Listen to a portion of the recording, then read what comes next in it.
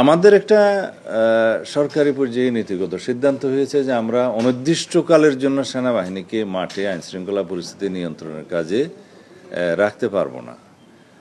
নির্বাচিত সরকার, রাজনৈতিক সরকার দায়িত্ব গ্রহণ করেছে।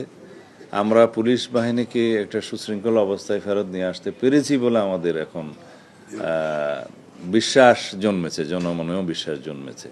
তো সেই অবস্থায় আমরা পর্যায়ক্রমে মাঠ থেকে সেনাবাহিনীকে প্রত্যাহার করার জন্য উদ্যোগ নিচ্ছি। এই কথা সত্য, তবে সেটা আমরা কিভাবে করব সেটা পুলিশ এবং সেনাবাহিনী এবং অন্যান্য সংস্থাগুলো বসে তারা পর্যায়ক্রমে সেই ব্যবস্থাটা নেবে। অভিযান পরিচালনা হচ্ছে প্রতিনিয়ত এবং প্রত্যেক দিন কিছু না কিছু দাগী আসামি, মাদক সংক্রান্ত, সন্ত্রাসবাদী বা জুয়া এবং অস্ত্রধারী এগুলো অ্যারেস্ট হচ্ছে।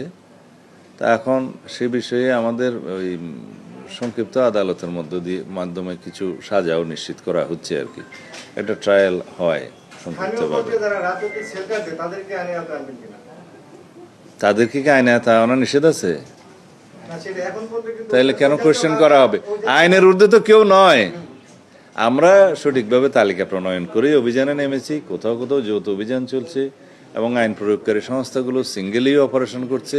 এটার অগ্রগতি আছে এবং এটা দৃশ্যমান যে দেশে আইনশৃঙ্খলা পরিস্থিতির উন্নতি হয়েছে।